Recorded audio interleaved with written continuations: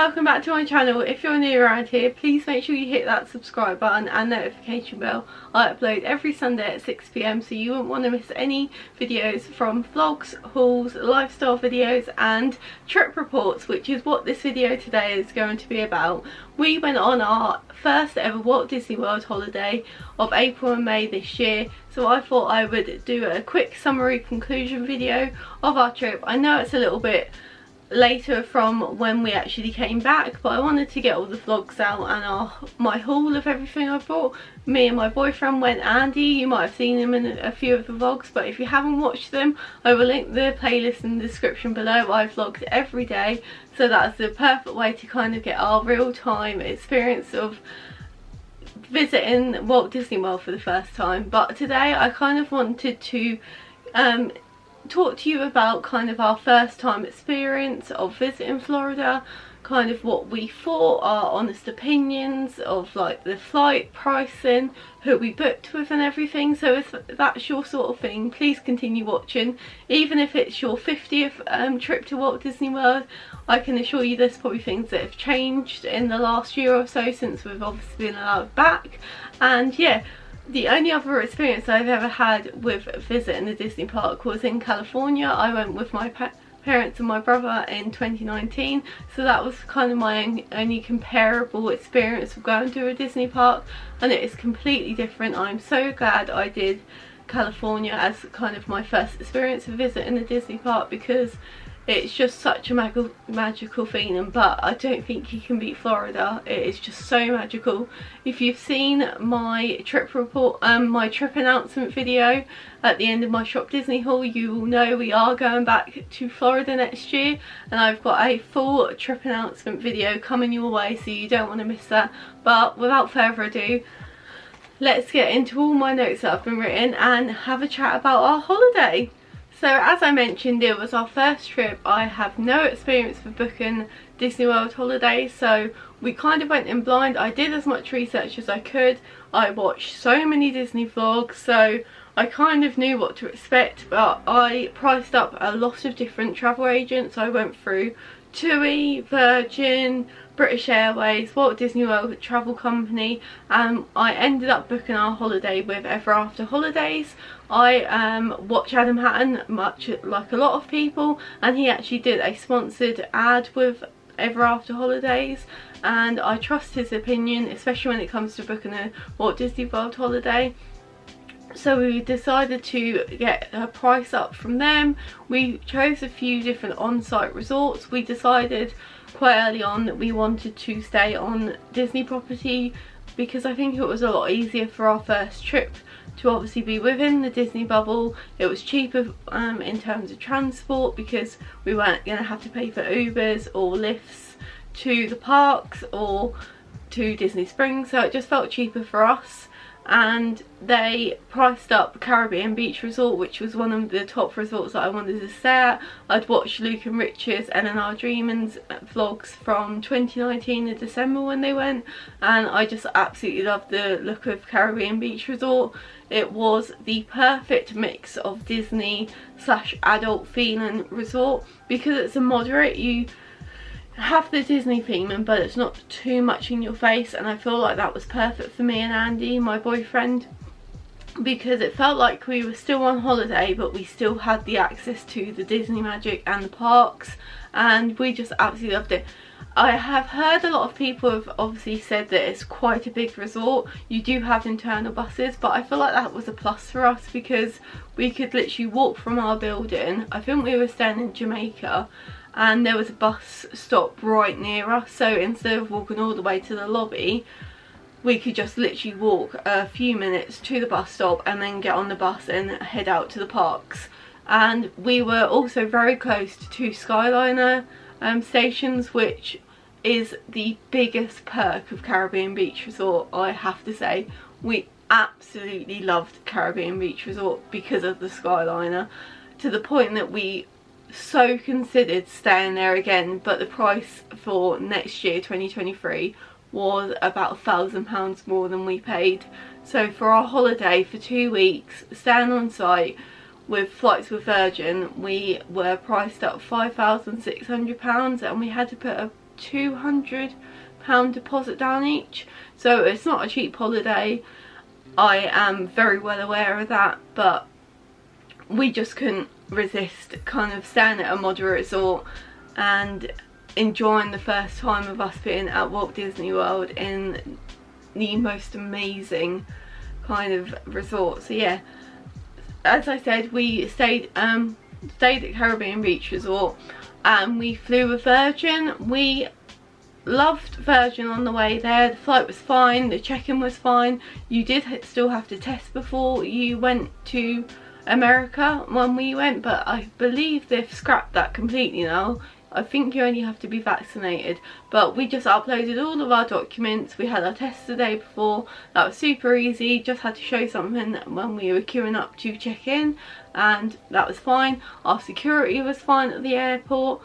The food was quite good for airplane food on our flight, but the only thing I will say about Virgin, on the way back our seats got changed without letting us know, and we were sat right in the middle near the back, near toilets, and me and Andy are quite tall, we've got quite long legs, so I felt extremely uncomfortable. I didn't sleep on the night flight on the way home because of the amount of times people were obviously using the toilet and the light was shining on me, and he didn't feel very comfortable either because he had hardly any leg space.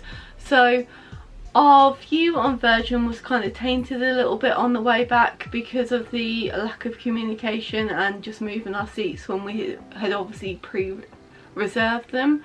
So for that reason we kind of didn't want to book with them again, so we're not flying with Virgin on our holiday next year.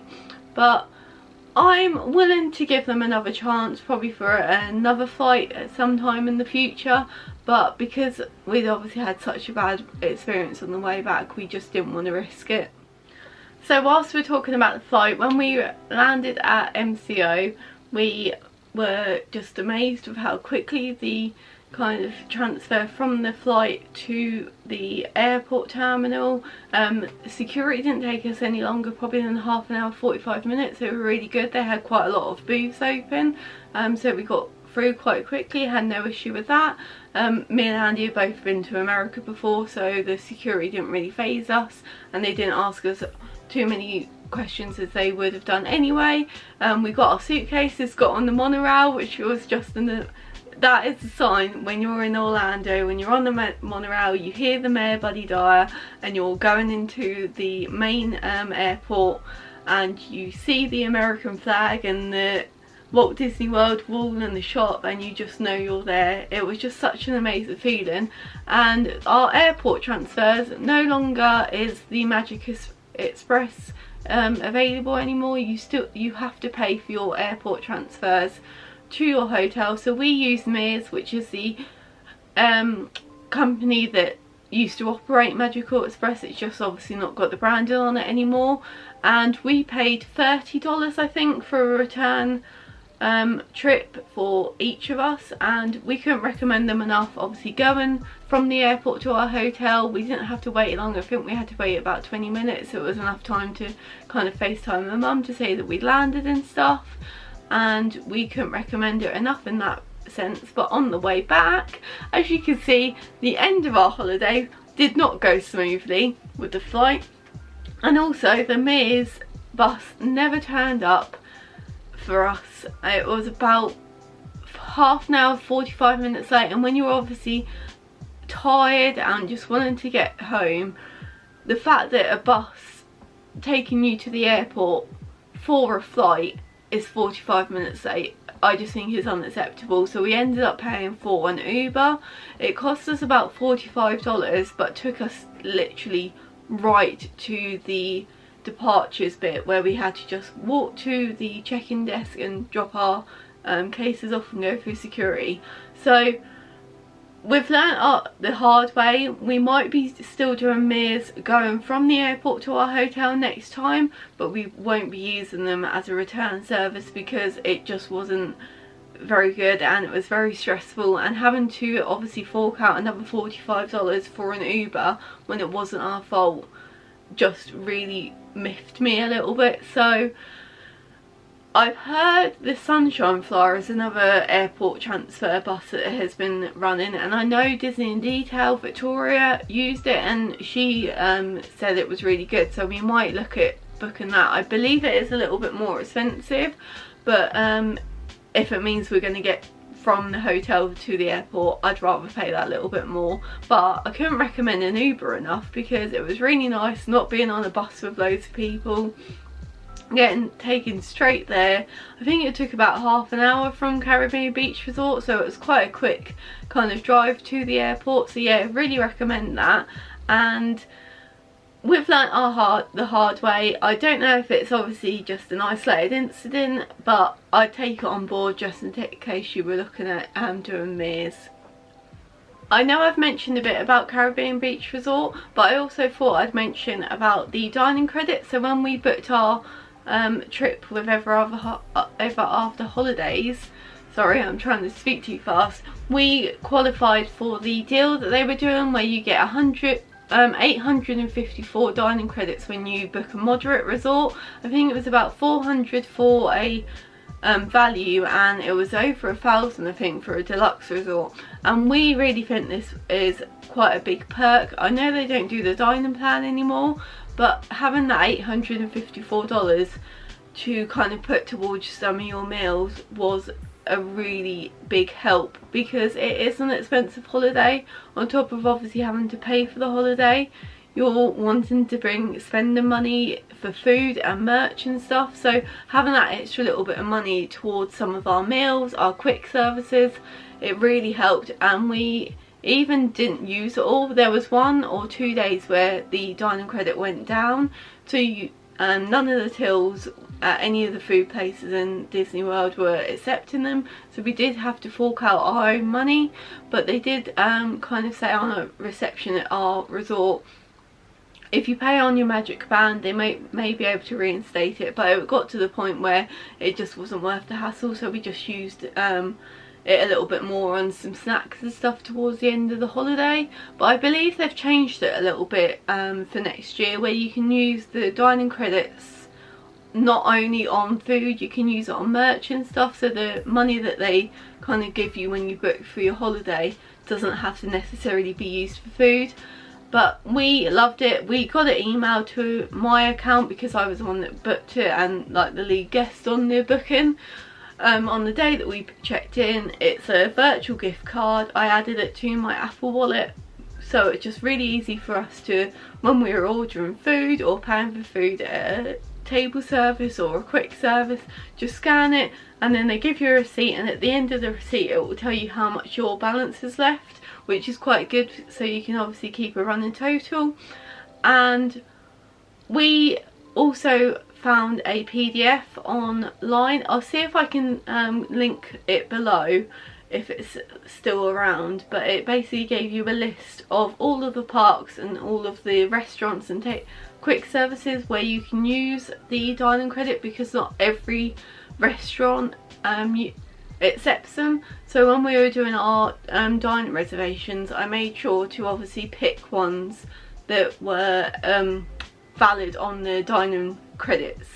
So Ohana, I know, isn't one that accepts it, so we did have to pay out of our own money, but that was such a good use of money anyway. Sci-Fi Dining, Grand Floridian Cafe are both ones that we used it at, and are very good uses of it. Grand Floridian Cafe, we went for breakfast and we absolutely loved it, so I couldn't recommend it enough. Our server was amazing, and it was just the perfect way to start our holiday. But yeah, the dining credits was amazing. I know it's not the same as a dining plan, but I feel like it's a good alternative, and we couldn't recommend obviously booking on site and having that perk. I believe because we're staying at a value resort next year, we're only getting about $400 for the dining credits, which will probably go on just a few meals or quick services for us. But it's better than nothing, and it's less money that you're obviously going to have to account for out of your own, like spending money and stuff to spend on food. So in terms of the time of year we went in April and May, as I said, and we loved the weather and the crowds levels when we went, so we've decided to go again next year at that time, because it rained once or twice when we were there and we only got caught on one rain shower.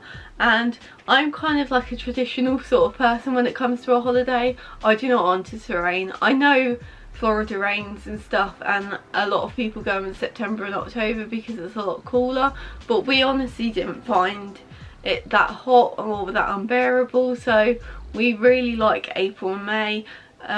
We kind of timed it so it wasn't anywhere near the Easter holiday or spring break, so we kind of picked a good 2 weeks where it was busy but not to the point where you were obviously fighting around people to get places and stuff. And in terms of like crowd levels in the actual parks, we obviously have nothing to base it on, but there was days where it felt quite busy and quite cramped, but that was only in particular parts of the park, so there was always somewhere else that you could walk and kind of have a breather and stuff. It didn't feel like you were really on top of each other too much, and there was always a good place to like watch the fireworks. And I feel like it was like a really good time of year to experience it for the first time, going to Walt Disney World in Florida. Like, we had the most amazing weather, the crowds weren't too much, so I would really recommend, if you were looking at going for the first time, April and May is a really good time of year, because you'll get in the hot weather, you'll get in the Flower and Garden Festival at Epcot, which was amazing, and the nights are a lot longer, so you're having to experience more of the parks in the evenings and stuff for a lot longer. So yeah, really recommend April and May time. So I mentioned the massive perk of us staying on site was the transport, and obviously the no cost of getting to all of the parks, and a massive perk for us was the Skyliner at Caribbean Beach. We were in the middle of 2 Skyliner stations, so there were less than a few minutes walk for either us to go to.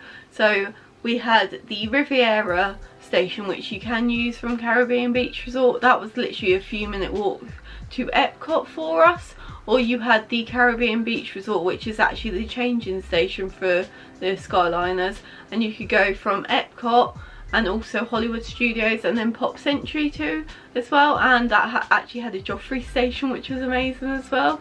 So we absolutely loved the Skyliner, to the point that we kind of factored that in when we were booking our next trip and wanting to stay on site again. We really wanted to stay on there at a resort that had the Skyliner as well, because it just made it so much easier getting to the parks. As much as I love the buses and the monorails and stuff, the Skyliner just tips it over the edge of a perk for a resort, because it was breezy, it was nice, you were most likely going to get one on your own, or when we did go on Skyliners with other people, it's a perfect time to kind of like chat, get to know people. We made a few kind of like friends that we saw around the parks every so often that we would say hello to, so it was really nice and such a good addition to Walt Disney World, the transportation system, because it just made it so much easier getting to places.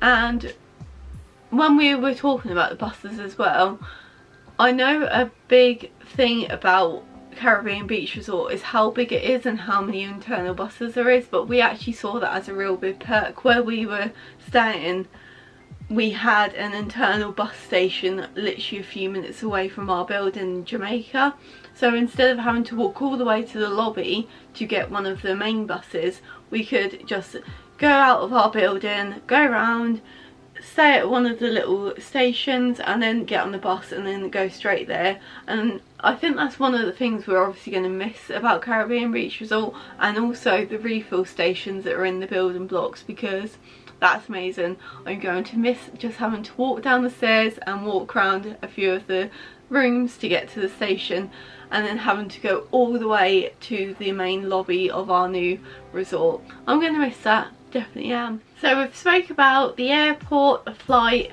booking the holiday and our resort, so let's get down to the actual parks.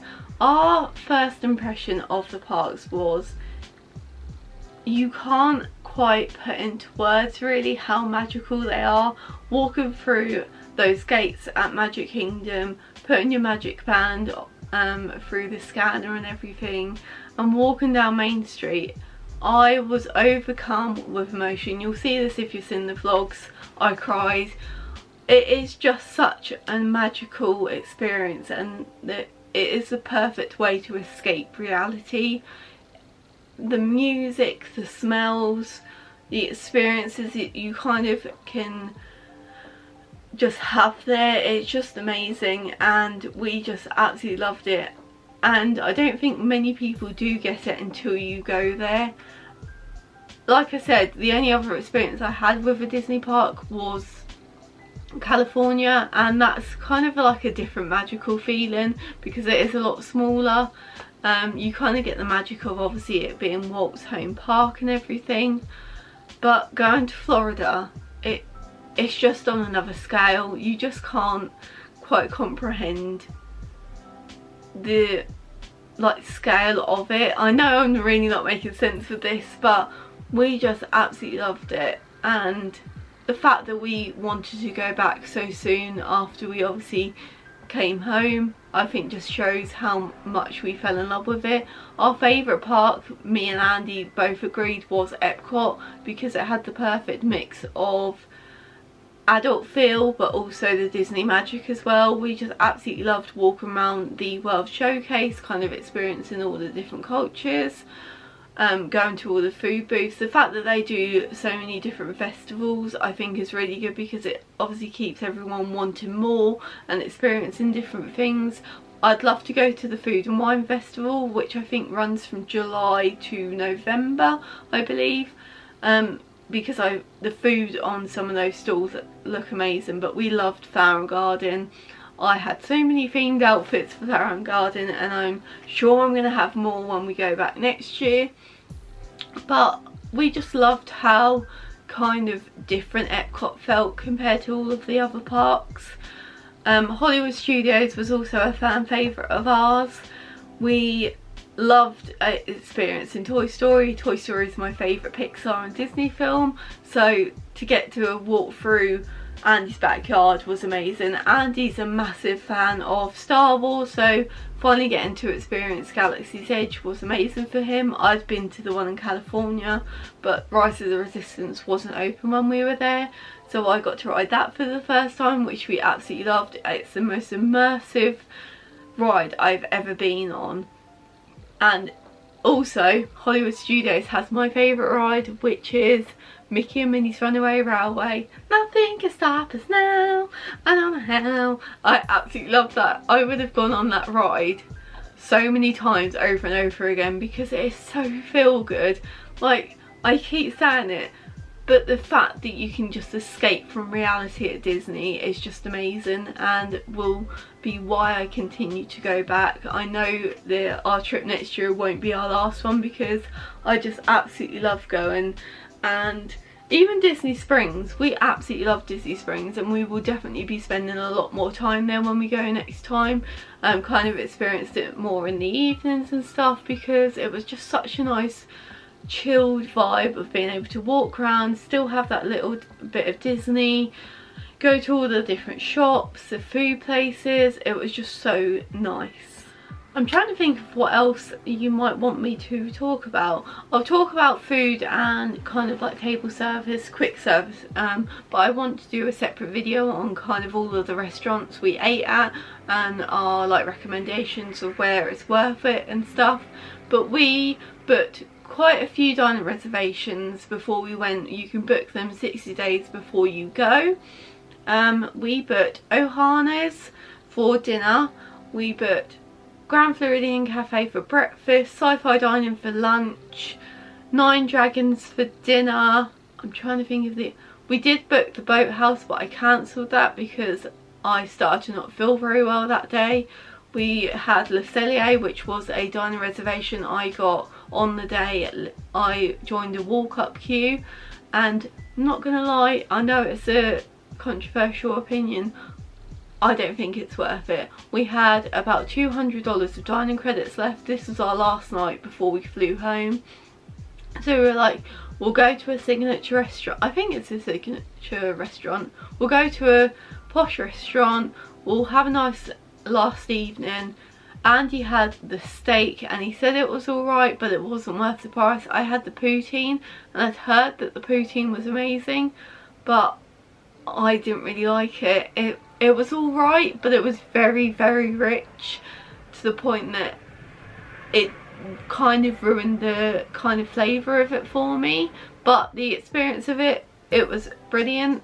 Nine Dragons, I know that gets a lot of kind of good reviews, and we didn't find it as like good as a lot of people had said. It was quite expensive really for a Chinese, and for the portion sizes we got, especially in America, we expected a lot more, so we wouldn't probably go back there.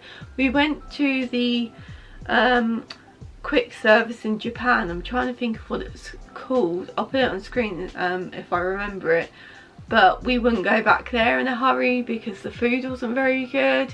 It was very bland. Andy got like the catlet curry and that wasn't really very nice. I got like a teriyaki chicken and it was just really bland, and the chicken didn't really taste very nice. But I'm going to go more into detail because I know food is a massive thing that people like to have recommendations for when it comes to their Disney World holiday, and we ate so many good things there, including the quick services like Pop Century and Art of Animation. Their quick services are amazing. I can't wait to experience more of the food from there. We had such a good quick service meal there. But the food has got more expensive, what I observed from other people's vlogs from a few years ago, to the point that on average we were spending about $30 on 2 adult meals. But it got to the point where the portions were so big for us, and because it was so hot we weren't wanting to eat as much, so we just started getting children's portions, which did us more than enough and enabled us to have a few more kind of like treats when we were around the parks, because that's such a massive thing of going to the Disney parks. You get all the themed snacks, you get the Rice Krispie treats, the cupcakes, the donuts, the pretzels. You want to kind of make space for that, but also have your kind of like main meal as well. And experiencing all of those different treats and stuff meant that we kind of stretched our appetite a little bit more with all of the different things. And also I finally got to try Joffrey's, which, can I say, is amazing, and I am forever dreaming of having an iced vanilla latte and a pink Joffrey's donut in Epcot. I cannot wait to do that next year. And also, this is a bit of a chaotic video now. I'm going to wrap it up in a minute because I feel like it's going to be a long video anyway, and I was trying not to make it long. But one thing I can't wait to do in Magic Kingdom is go to Casey's Corner and get a hot dog. That is going to be like our little tradition of doing on our first day in Magic Kingdom, watching the fireworks, getting a hot dog from Casey's Corner. You can't beat them. They are so good. I don't know what they do to them. They are just a regular hot dog, but they taste so nice. But yes, the only other thing I kind of want to mention is the 50th anniversary celebrations. I feel like that made it even more magical. Obviously I'm wearing all my wares. I'm wearing my Loungefly 50th anniversary ears. I'm wearing my Spirit jersey, which I got very spontaneously one evening when we were in Magic Kingdom when it was a fireworks and I was cold. But they are obviously going away. It's not going to be the 50th celebration every year. They're probably not going to be there when we go next year, so it'll be interesting to see obviously what is going to be there. I know it's going to be 100 years of Disney next year, so it will be cool to kind of like see the celebrations there. There's always going to be a celebration that they can market money off you. But I loved the look of the castle. I hope they keep the castle like that, because from other pictures I've seen, it looked a bit pale before, so the bright gold and blue and pink of the castle I think looks really nice and more striking. I'm so excited to see Happily Ever After. I've heard nothing but good things about it, but Enchantment and Harmonious are going to always have a special place in my heart. Me and Andy both felt emotional when we were watching Enchantment. I know a lot of people weren't big fans about it, but I loved the song You Are the Magic. I just loved the feeling of us standing on Main Street and watching it and just feeling invincible and magical and escaping reality. So it's sad it's going, but I'm so excited to see Happily Ever After. But yeah, the 50th anniversary and all the merchandise that kept coming out and coming out, I really loved it. If you're still wanting to experience it, I think it ends next March, so you've still got time if you want to book a cheeky little trip. But I would recommend obviously experiencing the cavalcades, the fireworks shows, the little meet and greets of Mickey and Minnie and all of the other characters in their 50th anniversary wares and stuff. So yeah, I don't really know if this ended up being a trip report or just me talking about our holiday, but I hope it somehow made sense to you, and if you picked up any information, please let me know. If you want any more videos about our trip to Walt Disney World, I have got a few on my list to film, like the top tips and tricks that we picked up when we were there, the food we went to, booking a holiday, what we kind of looked for and stuff. Please let me know if you've got anything else you want me to see. But thank you so much for watching, and I shall see you next week at 6 PM for a brand new video. Bye!